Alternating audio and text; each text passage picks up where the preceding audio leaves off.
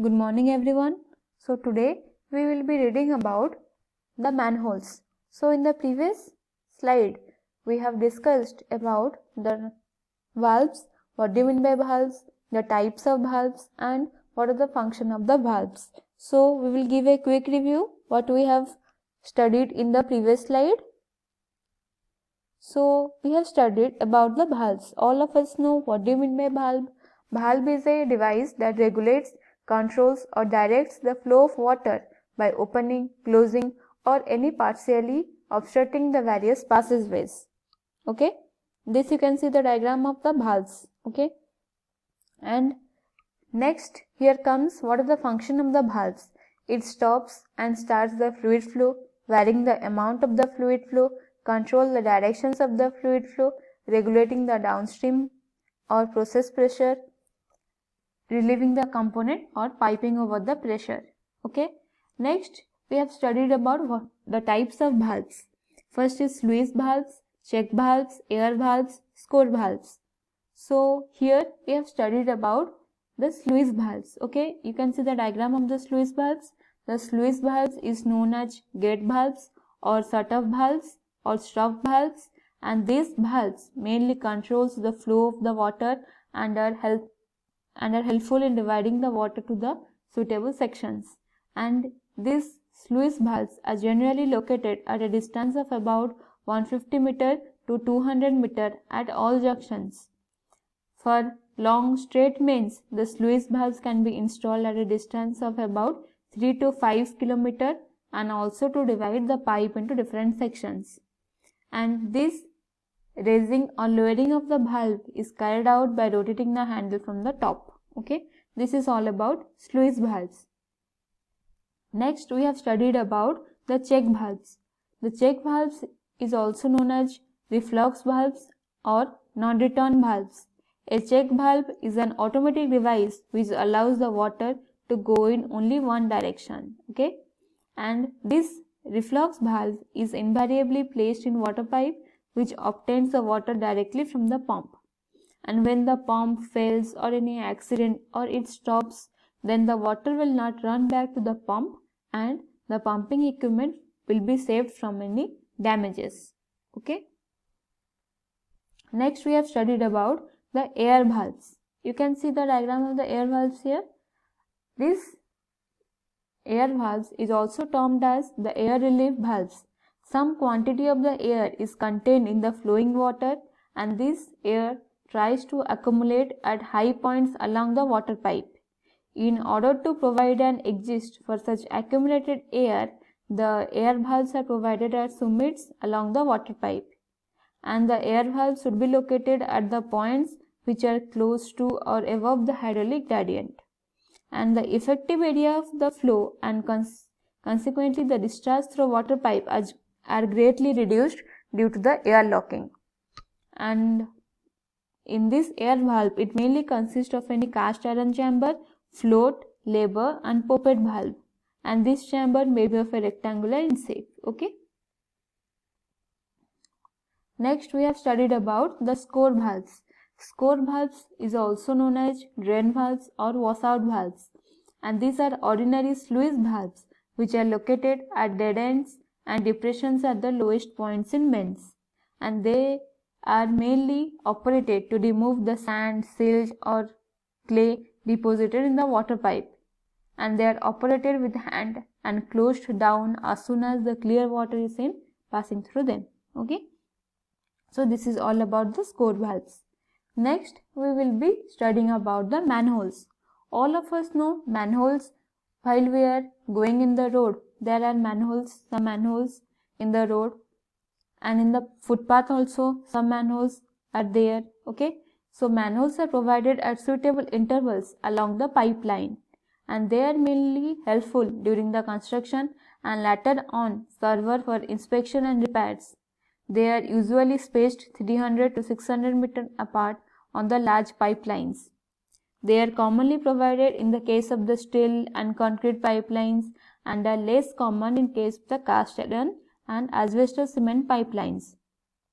So here you can also say that these manholes are mainly provided at some intervals along the pipeline, and the intervals will be spaced of 300 to 600 meter apart, and they are mainly commonly provided in case of the steel and concrete pipelines and are less common in case of the cast iron and asbestos cement pipelines.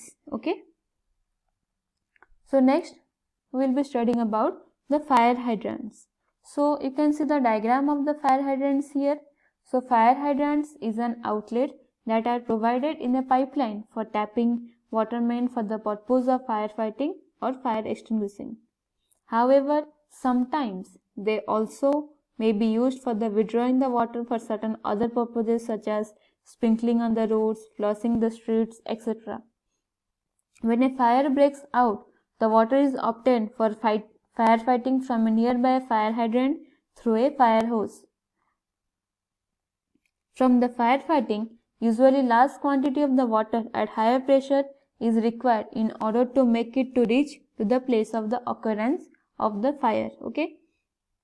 So you have seen the fire hydrants in the hospitals, in your colleges, and in some of the places. Okay.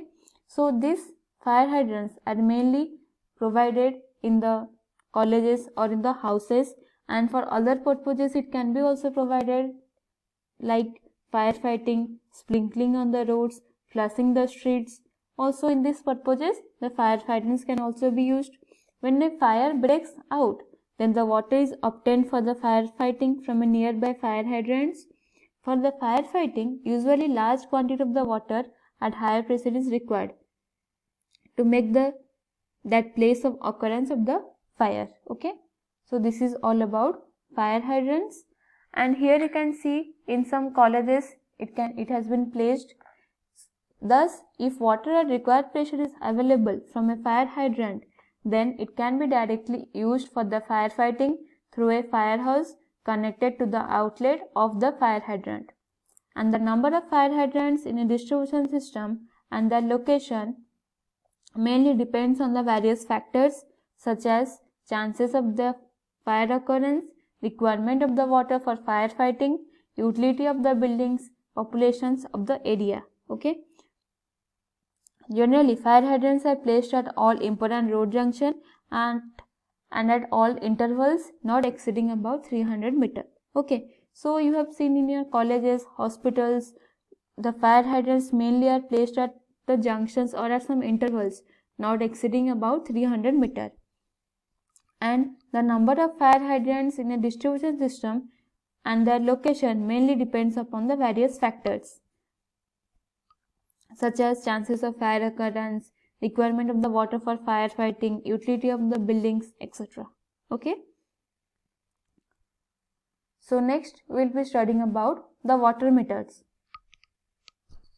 What do you mean by water meters? Water meters is a way towards measuring the water utilized.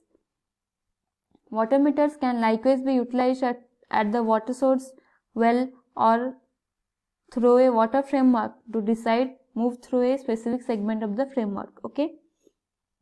So water meter means it is a way towards the measuring the water, how much we are utilizing in our family or in our purposes. Okay. So water meters can also be utilized at the water sources, well, or through a water framework to decide the move through a specific segment of the framework. And what are the classifications of the meters? They are classified into two types. First is displacement types, second one is velocity or inferential type. So you can see the displacement type water meter. This kind of water meter is frequently utilized as a part of the private and a little business applications in the homes. Two regular sorts are swaying cylinder meters and rotating plate meters. Either technique depends on the water to physically dislodge the moving measuring component in guide extent to the measure of the water that goes through the meter. The cylinder of the plate moves a magnet that drives the enlist. So in the displacement type water meter, this is mainly used in little business applications, homes, and mainly this technique depends on the water to physically dislodge the moving measuring component, and this cylinder of the plate moves like a magnet that drives the enlist. You can see the cylinder or the plate moves like a magnet. Okay. So next, that is velocity water meter. A speed sort meter measures the speed of course through a water of a known interior limit. The speed of the streams would then be able to be changed or into volume of stream to decide the utilization. Most speed-based meters have a modification for aligning the meter to the required precision. Okay. So you can see the velocity water meter here, and this velocity water meter mainly measures the speed of the course through a meter of a known interior limit, and these speed-based meters have a modification for aligning the meter to the required precision. Okay. So this is all about the chapter 4, that is the distribution system, and these are some of the assignment questions. So you can solve this, and if any doubt arises in your mind, then you can ask me in the next slide. Okay, thank you.